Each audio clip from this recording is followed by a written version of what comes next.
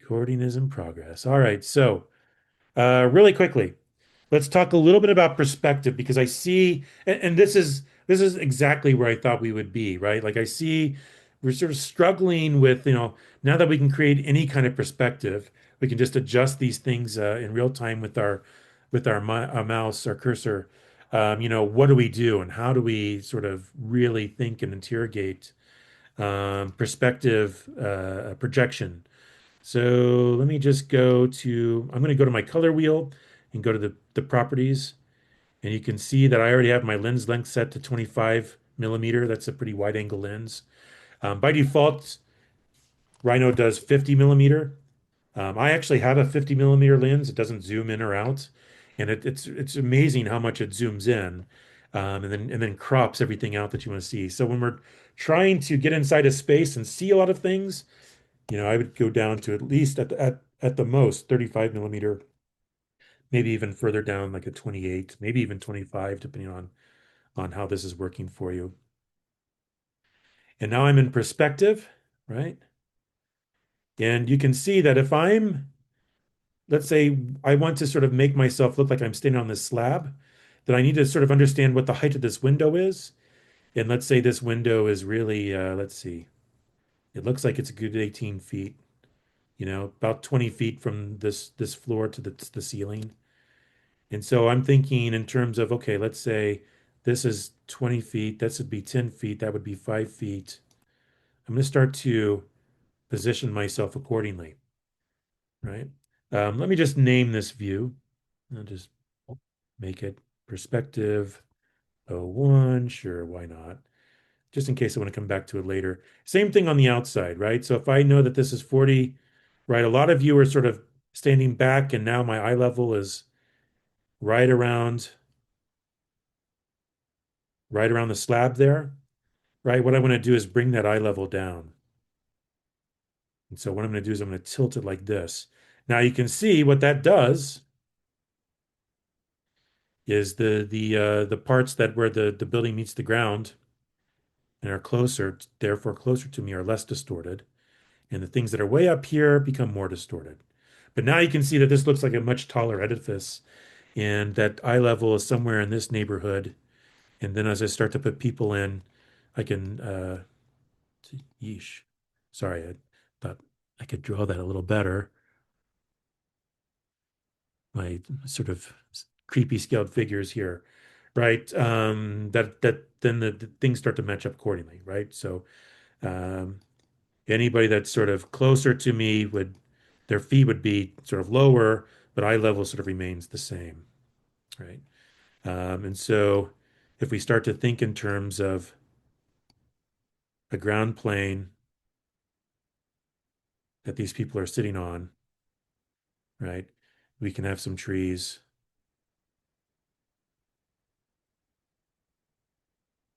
happy little tree, right? Whatever. And then the horizon's back here, and then it's all about sort of trying to hide that sort of horizon line. So anyway, you can do that by trying to find something. But so this is what I meant for both of you, Gene and Lucio, when we're looking at the perspectives. Getting it at eye level, I think, is really important, or trying your best to get something close to eye level. And it takes some time and some practice, but sometimes it's worth it in the end, right? Like by the end, then suddenly you start to understand, and it becomes, I think, second nature, right? Like you can start to understand, okay, something's off here. What is it? Oh, I need to sort of tilt some things one way or the other. So that's what I meant by sort of matching the perspective, and getting us into eye level, right? So, um, later on when we start to bring these into Forma, and then we start to think about, well, do I need to add a few quick vertical baffles or horizontal shades or something like that? Then we can start to update our perspectives, right, as we go. And certainly right now, openings are just openings. You don't necessarily see panes of glass where you might have windows. That's perfectly fine. I'm not really interested or in that at this point. We're learning how to sit up and crawl, and then soon next week we'll start to learn how to walk, and then don't worry, by the end you'll be able to sort of climb stairs and or run on a plane, etc. All right, so That's that. So inside's the same way. Like think about where I'd be standing, right? If I'm inside this thing, right, I'd still try to match the perspective. One thing I did bring up to somebody, I think maybe it was Lucio, I can't remember who it was, is that you can go to perspective view and type in, let's see, camera. Is it camera? And so it's going to say, oh, the perspective camera is hidden, and I'm going to say show it. Aha. And now you can see in top view in your side views where that perspective camera is. And look, and you have a point where you're standing. You have a point where your sort of target point where you're looking. And so I can sit there and move this point very precisely to 6 feet or 5.5 feet or whatever it is above the ground plane if I wanted to, and then move it up closer.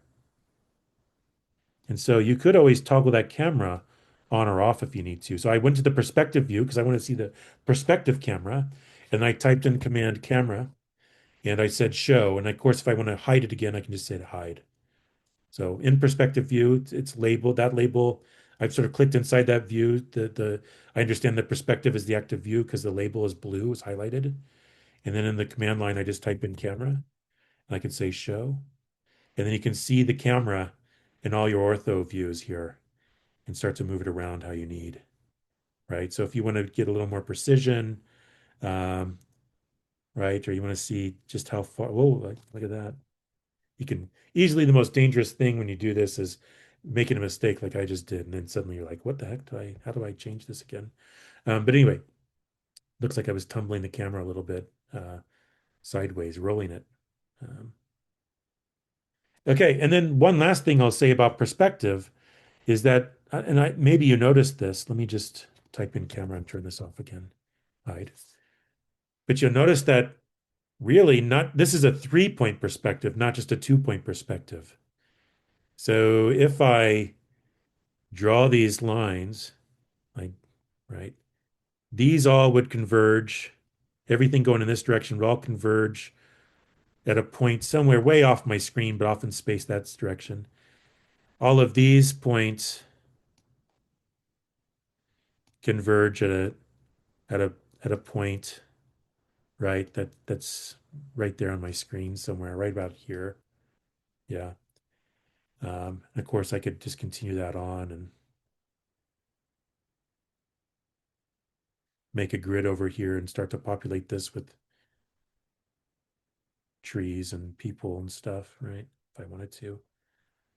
Um, but what I was going to say is that you can see that the verticals are also converging way up high. They're not parallel. So they're actually converging. This is a 3 point perspective. There'd be a point way up high. And that's kind of how you would see things if you were looking up, like say you were in downtown Chicago in the Loop, looking up at a big tall skyscraper. The thing would start to converge as it gets further away as well.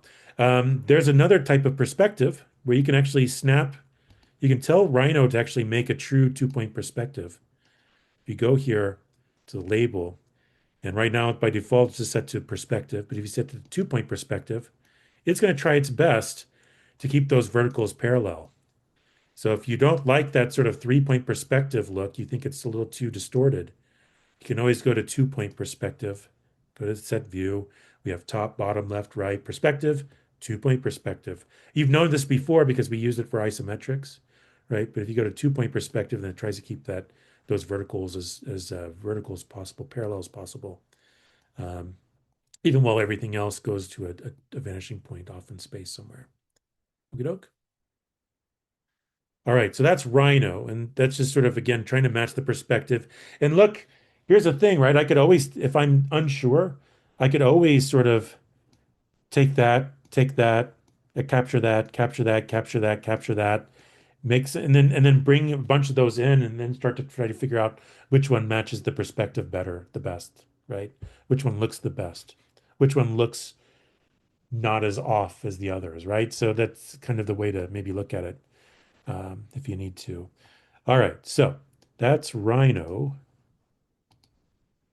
But then I mentioned a couple of things I want to show in Photoshop as well. Is this recording still? I hope. Pause stop. Okay, yeah. Sometimes usually it shows it up here, but I didn't see it up. Okay, anyway. Photoshop. There we are. Let's open up some Photoshop goodness here. Shoot, documents and let's see. Teaching. I'm like drawing a blank here. Think, Josh, think. All right. There's a perspective. Here's another one. Right. So, and then there's let's see. I don't necessarily have an outdoor one, but I do have an Axon. Maybe I'll use that. Well, I don't know why I'm let's see. Adjusting exposure, clone stamp. Yeah, so let me open up this one up and I'll talk about adjusting exposure here. So, a couple of things, right? When you go on the inside and you're doing an interior perspective, if you're thinking in terms of, for instance, with this one, having maybe a darker space with one very particular aperture sort of giving you a view out and letting light in, then when I'm looking at this, I kind of find it unsatisfying. I want to sort of beef up that contrast between what's dark and what's bright. So again, I can go to my image pull down and go to adjustments, and I have things like brightness, contrast, levels, curves, and exposure. Right here's where I can start to adjust lighting globally across the image. So let's talk about exposure first. Here's the tool. I can increase or decrease the exposure. Then I have something called offset. Then I have gamma correction, right? And that exposure just sort of like muddies everything, right? Okay. Whereas if I have maybe more fine-tuned controls, if I think about brightness, contrast levels or curves. So if I go brightness and contrast, I can bring down the brightness. I can even up the contrast and make the darks darker and the brights brighter, right? So that's kind of a nice, simple way of sort of thinking about these things, right?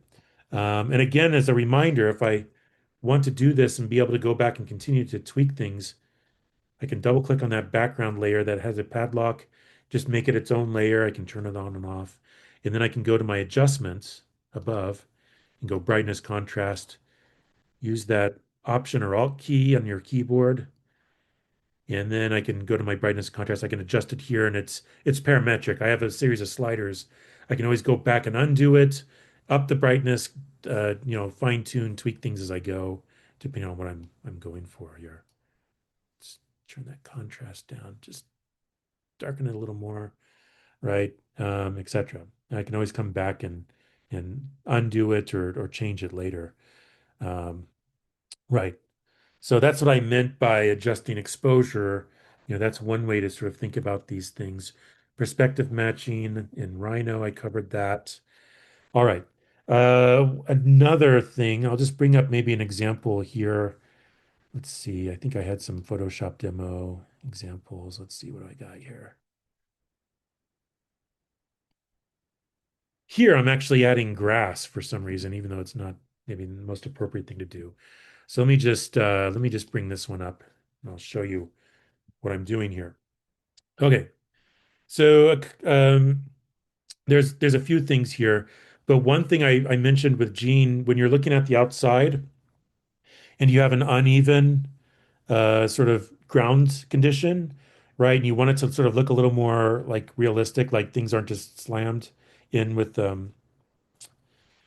with the like a sort of straight, planar, completely perfect edge from Rhino. Those things don't really go well together. Here's how I did it here, right? I put a grass texture behind the model, and let me show you what this looks like with the layers, and then I'll show you how I did it. Right? If I take that base layering off, I just have grass behind everything. And then I take that base rendering.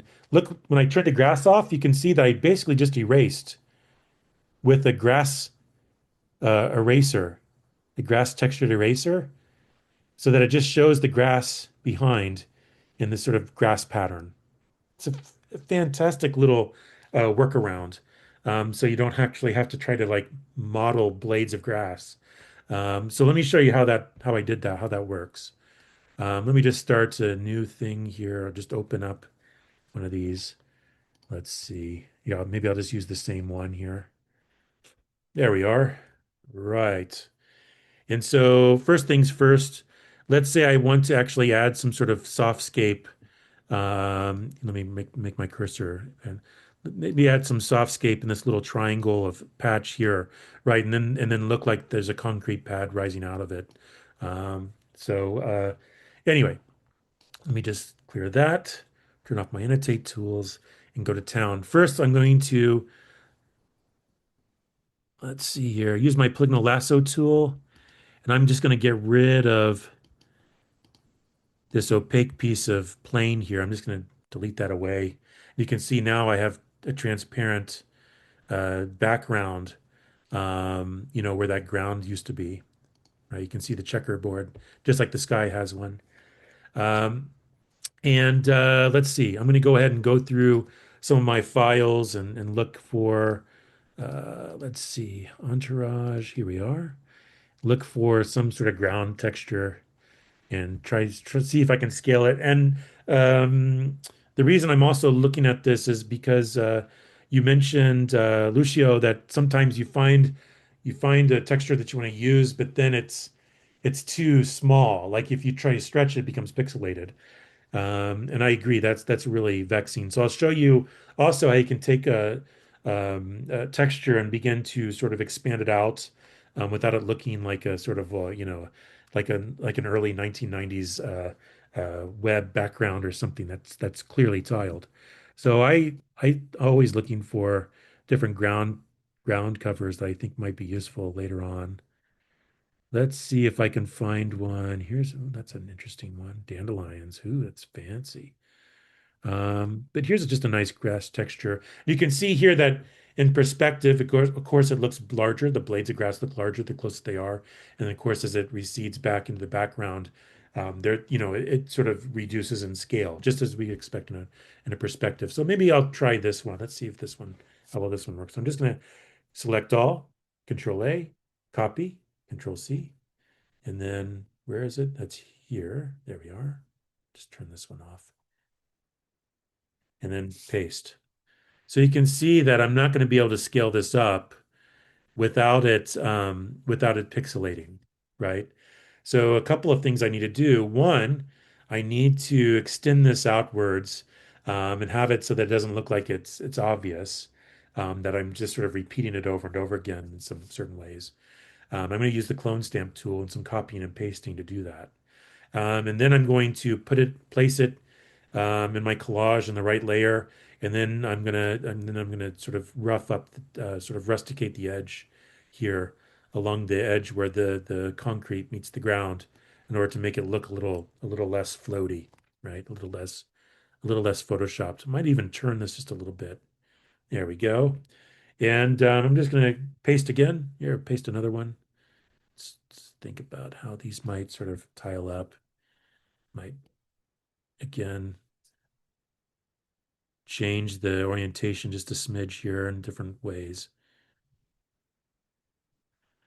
One thing I'm going to be really considerate about is at the scale. I mean, things are larger down at the bottom, and they get smaller at the top. And I want to sort of leave that a little consistent here. Um,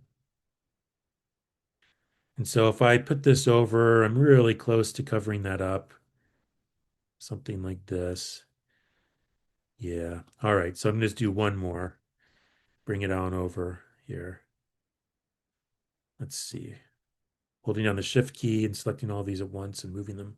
Yeah, that should cover everything. All right. So now what I'm going to do, I have all these layers. I'm going to move this layer up. Move the layer that is basically the building and up. And that way I can sort of slide this around until it just sort of covers the places that I want. Just do that. Okay. And here's another thing I'm going to do. I'm just going to select all of these at once. These are all the grass layers. Right now, they're individual layers. I'm just going to merge. I'm going to merge all those layers together, select them all at once using the Shift key, and then just merge it down into one. So now it's just one layer. Now, if I zoom in here, you can see I'll probably have a couple of seams. They're not hidden bad, or if you start to see something that looks repetitive, like this shadow is the same as this shadow over here, um, what I can do is I can use the clone stamp tool, right? It quite literally looks like a stamp. And I'm going to select it, and I'm just going to move my cursor. So this is it's not the way it sounds. This is actually a brush tool. And so if I can change the brush size if I want, right? And I can change the shape of it, right? In this case, I'm just going to use round but then soft edges. So it sort of feathers out in a gradient to nothing. And what I'm going to do is I'm going to hold down on the MacBook Pro, it's an option key on the keyboard. On your PC, it's the Alt key, I believe. If you hold down the Alt key, you can sample a piece, and you can see that the brush is going to just draw in some of the area over here where I sampled. And so I can use that by simply sampling in random places and then drawing in other places to sort of smooth out unsightly seams between one and the other, right? And if I'm using the feathered brush, then it sort of gradients out. So you don't, again, you're not drawing another unsightly seam. All right. And now, if I'm happy with that, last but not least, I'm going to go to my building layer and I'm going to use another brush tool, right? So we have our paintbrush, but Clone Stamp is also a brush that we can paint with. Um, and then we have something called eraser. Here we go, eraser tool. And that's again another brush I can paint with. It just I'm painting negative. I'm subtracting things with the brush. So I can go to my brush size and shape. I'm just going to pull this down so I can see, aha, you can see that I have other sorts of shapes here. Let's see, dry media. Let's see what I have. I have charcoal. I have special effects brushes. Let's see what I have there. Different types of textures that I can draw with. Wet media and general. And so what I'm going to do is I'm going to try to find a grass brush. And then I'm going to adjust the size and I'm going to start to delete some certain things away. Once you see how this works, you'll be like, oh, that's pretty brilliant. When I first saw this, I thought, man, somebody's really smart to think this. I'm easily impressed, by the way. So, maybe it's legacy brushes. Let's see what we have as far as, yeah, I went to this gear and I want to start to load more brushes. Let's see, general. Do we have legacy brushes? Let's see what's under the legacy brushes. Oh yeah, there's more than you can shake a stick at, like we used to say in the Midwest. Default brushes. Ay, ay, ay. There's more here than I ever cared to know. Grass, dune grass, grass. Here we go. So I went to the gear and I said, load some of those legacy brushes, and I can start to drill through and see all kinds of options I have here. But if I look at the grass tool, that's the grass brush. And if I also, then I start to go up and I look at the size. Yes, look at that. All right. And I make sure I have the right layer selected. I can start to just basically rough this up. And, if it's gravel or dirt, right, you can find a different texture and just sort of, rusticate that edge, just texturize it, clean it out so that it looks like there's some grass, that this thing is sort of projecting out of the ground, out of the grass.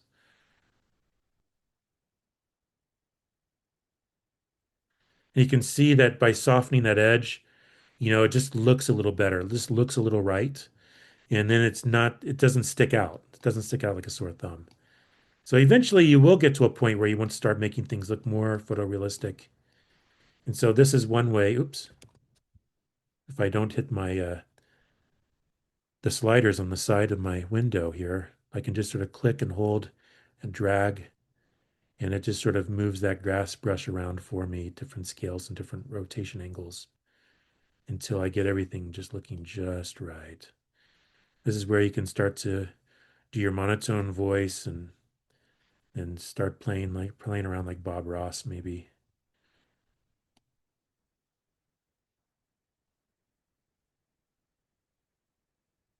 Right? So, and then of course we learned a few things before. So if I want to really make this thing look like there's, things are actually meeting the ground, I can go to my grass layer and then I can go to another brush tool. We talked about dodge and burn, brightening and darkening. I can use the darken tool and just sort of darken things as they get closer to that edge. Click and drag and like a brush. I can do the exact same thing here. I can take that edge, that I think that edge on the concrete would be a little darker, and just sort of darken that up, give it a little more depth there, right? And so now that looks a little better, right? Now that green is really electric. Maybe I don't want that green to stick out so much, right? Here's where I would use that layer. I can either go to image, pull down, and go to adjustments and start to adjust color here. There's vibrance, hue, saturation, balance, etc. Or I can go to my adjustments layer, and we'll find a lot of the same tools here, but then I can sort of always have those sliders. I can start to adjust those parameters as I go. Let's see. What was I looking for? Color and vibrance. Here we go. Use that Option or Alt key, and then I can start to, let's say I want to turn that saturation down. I want to gray it out a little bit. I don't want it to be like so bright that people look at the grass. I want them to look at the architecture. I want the ground plane just to be convincing enough that it doesn't stick out, right? Maybe I up the vibrance just a bit. Maybe I make it a little warmer, add some golds to it, or whatever, or maybe cool it off. I don't know. But again, I'm just sort of layering things up, and you can always go back to your layers, turn them down, opacity, move them around. Sort of again play with the typical ingredients. If you're making an analog collage, you can also do that here with a digital collage. All right, so that was clone stamp. And so if I'm looking at, again, another instance of that, let's say I want to make some concrete and I can only find, or, some other sort of texture. Um, let's see, here's a perspective.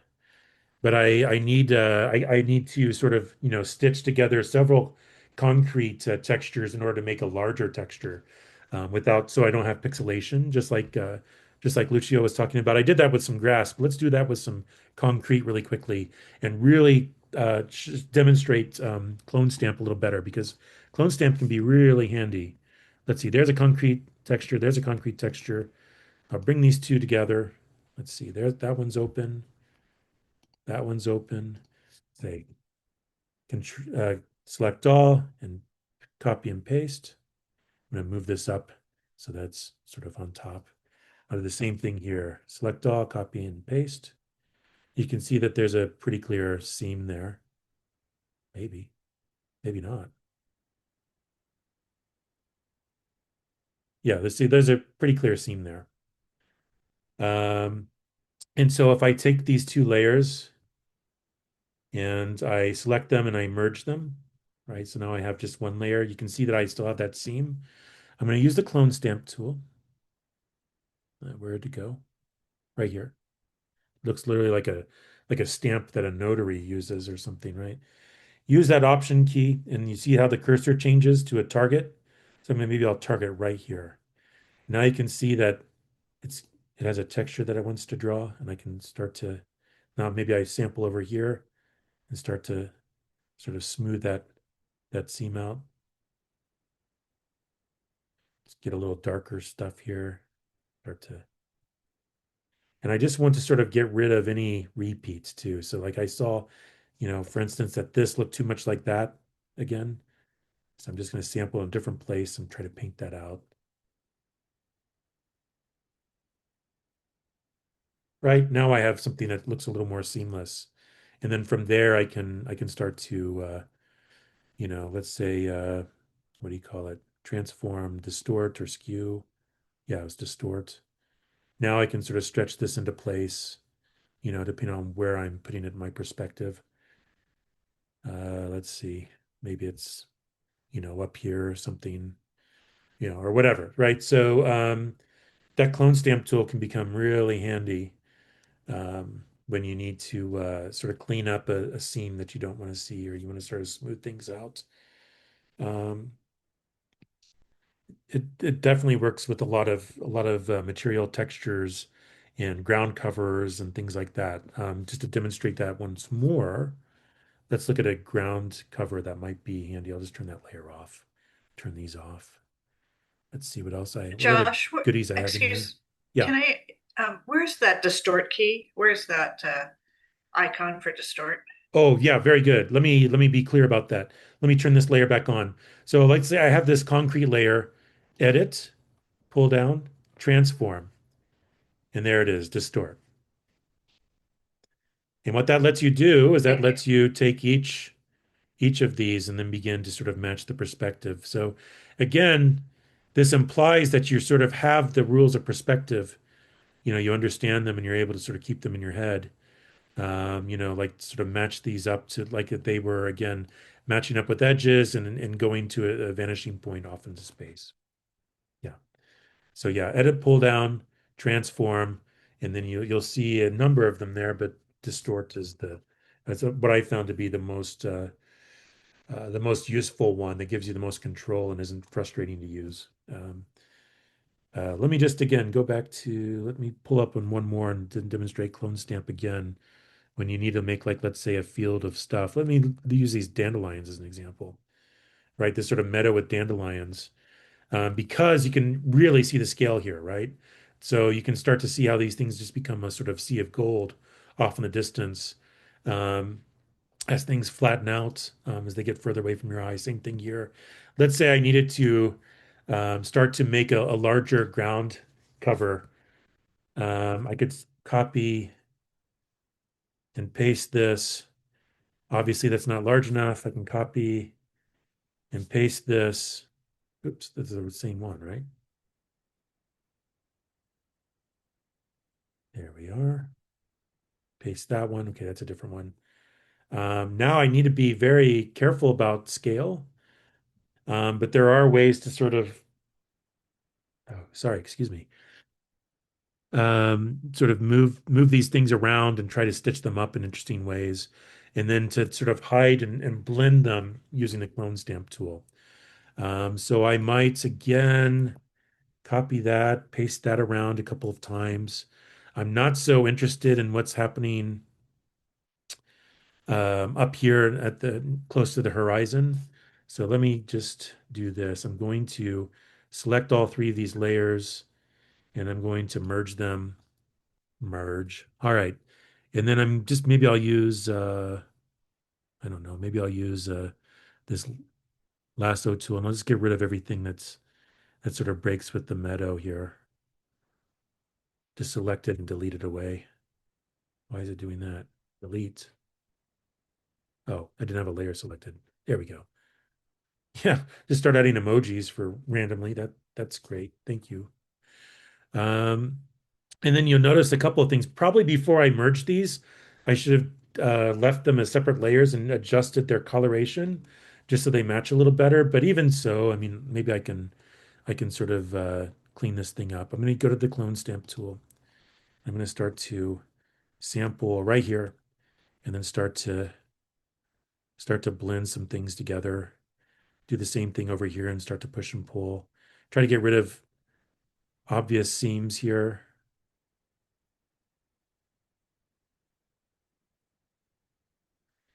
And the thing is, I have to look at the top and start blending from the top. If I select over here, I start to draw things in that are way out of scale. See that? So you have to keep perspective in mind. It's a useful tool, but it's not a magic wand without, sort of thinking about how to actually use it. What you're really just trying to do is blend things together enough that things don't stand out too bad. Same thing over here. I might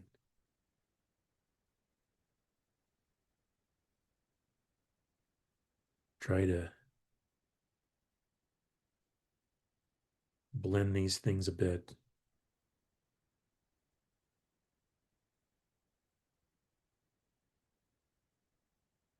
Just get rid of the seams. You can see that there's some color differences. And so let me just try to address that. What I'm going to do, actually, depending on what I want, right? Like, so I can start to make these things and start to get rid of the the actual like seams. But the other thing I can do is, let's see, let's go color and vibrance. I'm gonna hold down the option, just make it so that it affects that, just that one. I'm gonna turn the vibrance down and turn the saturation down, turn the vibrance up actually. Um, Change the temperature, adjust that. Right. So I can play around with these things. Again, I'm not going for photorealism. If I was, golly, that would I mean, like you could spend like a lot of time trying to fool somebody into making this look like a photograph. Ultimately, the question is, does the design intent come through? And so, let's say I was using this somewhere else, I could, place it and then start to crop it out, do the same thing, same tricks I was using down here. Um, this is one more thing I'll show you really quickly before I turn off recording. I can upload this again for you guys. But I will go to filter, and there are things called neural filters.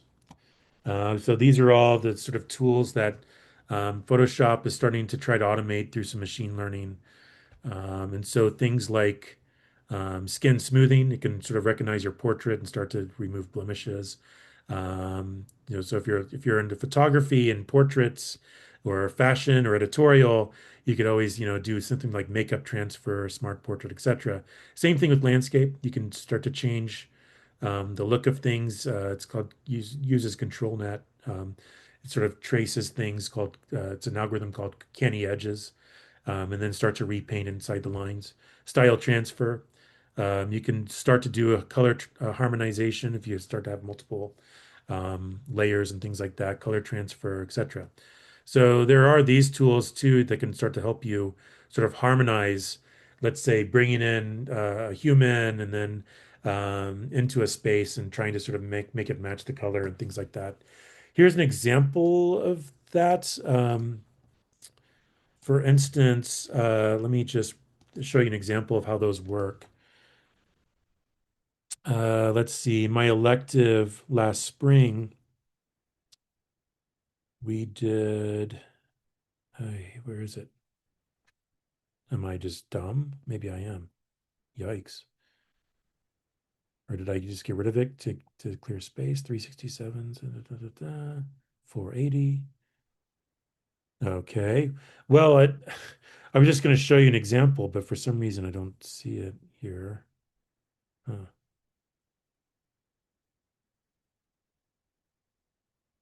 Just go to my Google Drive.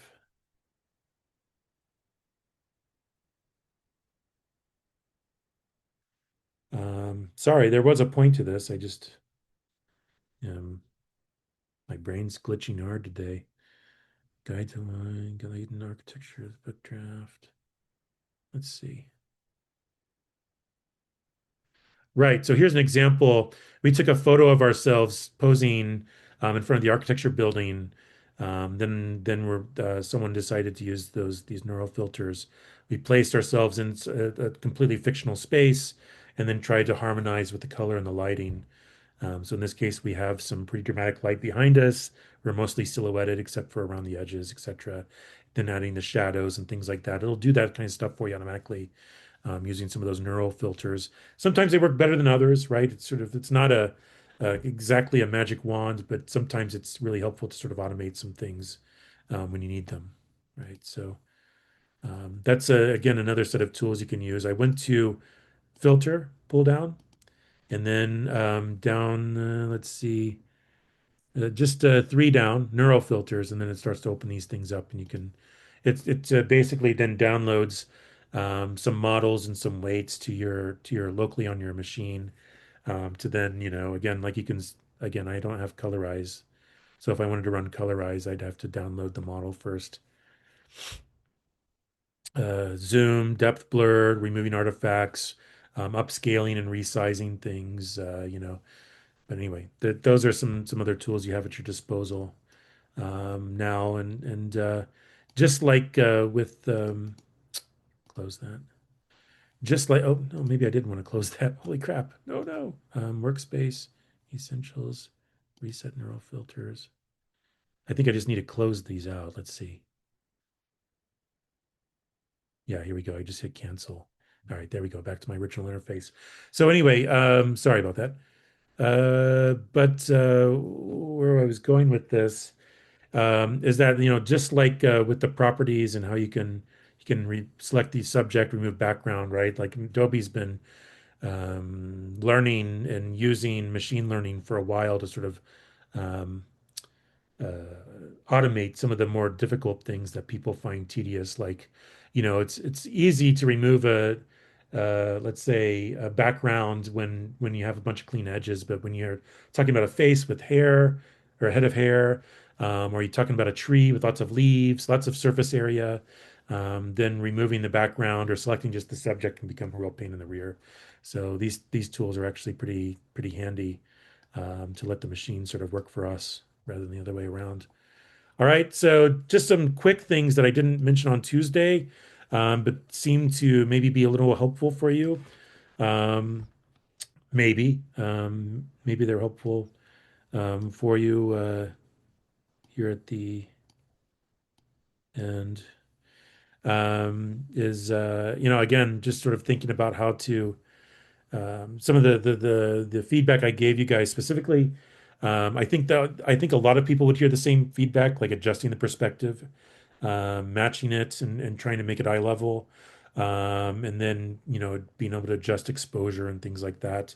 Again, if I wanted to make this a little more dramatic, I could select this base layer that I brought in from Rhino. I could go to brightness and contrast, and I could start to change the contrast quite a bit, right? Make it a little, give it a little more definition. Maybe it starts to add a little more depth, or maybe it's just to really over pronunciate some shadows and edges and things like that. Um, yeah. So anyway,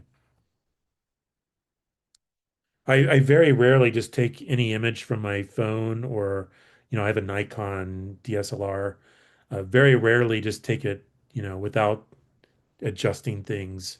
One other thing I'll mention, you should have access to this. If not, it'll probably give you the directions for how.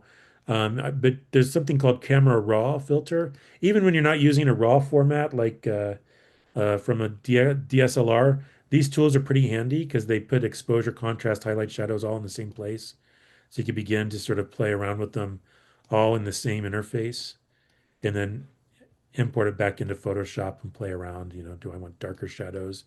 Do I want more brighter lights and whites, etc. So you can begin to play around here with how you want to um, mess with things, then hit OK and bring it in, right? So that again, that's filter camera raw editor,